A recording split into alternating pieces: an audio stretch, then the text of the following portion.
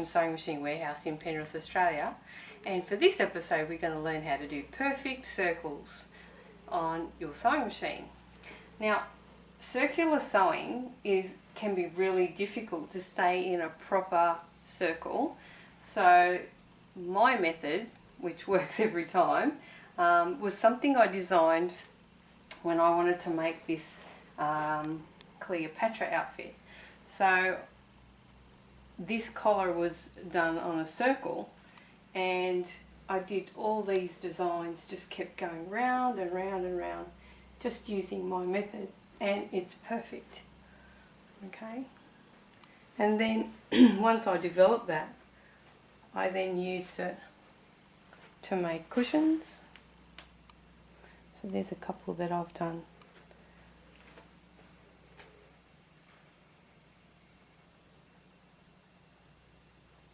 And this table placemat for the center of my table.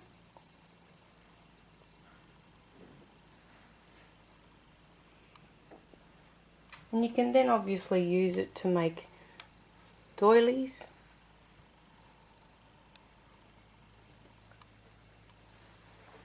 And today I'm going to make a placemat. So this is what I've already done.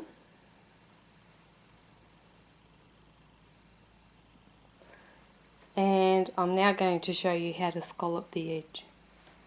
Okay, so let's go to our sewing machine. Now all you'll need for this setup is a couple of magazines.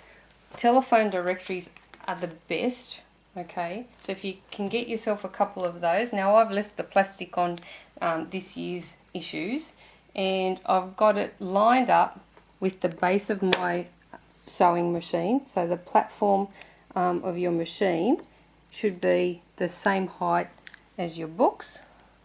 And if you need to stack it up further, obviously use magazines. And if you can just keep it square with your sewing machine, so use something to keep it level. Okay, so I've got my books set up at the edge of my table and pushed hard into my sewing machine. Alright, so I've threaded my sewing machine up with embroidery thread, and you'll need also a map pin. So rather than a drawing pin, something that's got a bit of a head on it. And wherever you're going to set up that line of sewing, so obviously I want mine to be in that spot there.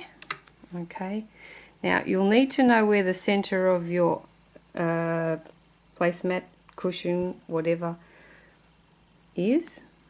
So you'll need to locate that center, and you'll need to have it parallel to your needle. Okay, so this is really important. So not forward, not backward, directly in line at 90 degrees to the side of your needle, and push a hole into your book like so. Now, just to test that you've got it in the correct position, if you are trying to line it up with something, obviously if it's your first row, you won't know. Just rotate that item and see that your foot is exactly in the same spot all the way around. Okay, I think I've got it.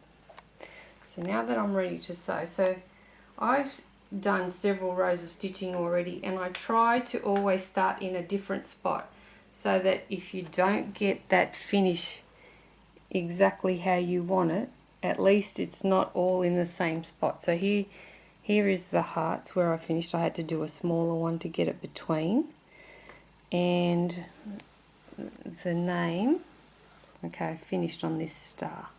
So the gap was a little bit short there, but if you do it in different starting positions, you won't make the eye look at it. So now I might start up here. I haven't started up here yet. Okay, now I've chosen a design that's a scallop. Alright, so I will then cut this out level with the scallop and start stitching.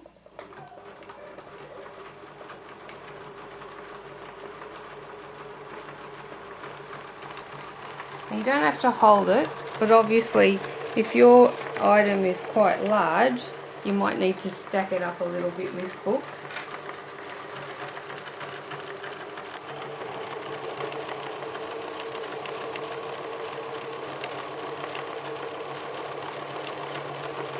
And you can usually just let it sew on its own.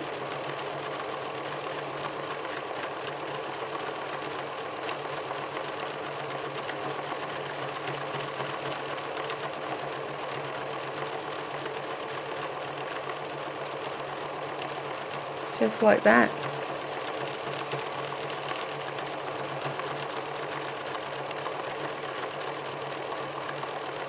Now, obviously go at medium speed.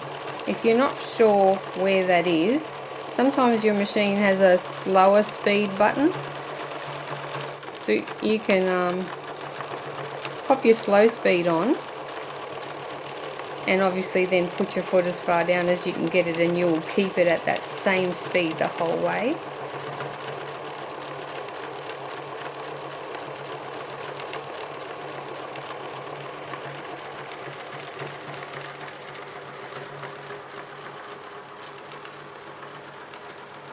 Now, there you go. Now I'm going to stitch around here and come back to the beginning so I can show you what to do when you get close to the edge. Okay, we're almost there. So when you're about 4 or 5 centimeters away, or 1.5 to 2 inches away, now you need to slow down a little bit so you can see where you're going to end off. So let's keep moving.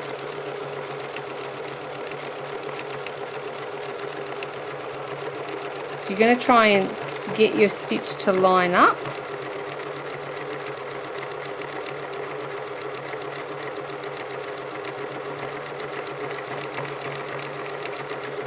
Okay, so I think I should be able to get one more stitch in there.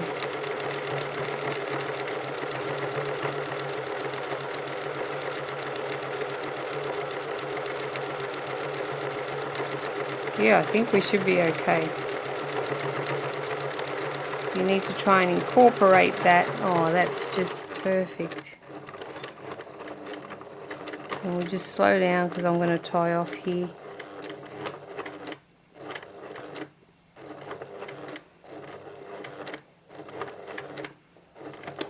Okay, there we go. Wow, I think I did it okay. There we go. So you can't really tell where I ended it off. So I'll just pull those threads to the back and I can end that off. And then I will cut around those scallops, and my friend Scarlet Rose will have herself a placemat. Okay, now I just want to bring to your attention, whenever you're choosing stitches to do on these things, always make a test. And when you're happy with what you've chosen, so you know you've got the right density, the length and the width, then you can do it on here. So don't test it on your finished item. Like I said, it's always a good idea to test. And what was I going to say else? I can't remember. Oh, I forgot. Oh, yes. What I wanted to say was, there are now circular attachments available for the sewing machine. So just check with your brand manufacturer and see if they've got any gadgets like this for sale. Obviously this is a faff one. Will help you do what I've shown you. Obviously you get other gadgets with this, like little graphs, etc. But when I designed that collar way back in 1995, there weren't any gadgets. So this was my invention, and I've never seen anybody do exactly the same thing in my 25 years in business. And whenever I show people how to do this, they're always amazed how I came up with it. It's very simple. It's just invention is the mother of necessity. So I obviously wanted to share this little invention with you guys, and hopefully you'll have fun using it. Now, if you have any questions that you want to, drop me a line. If you obviously have other ideas or things that you would like me to show you in a YouTube video, please send us an email. Now, like I said, there's all these things are available on our website, and if you obviously, like I said, want to see something, just let me know. Okay, so I hope you try out this little invention, and happy sewing.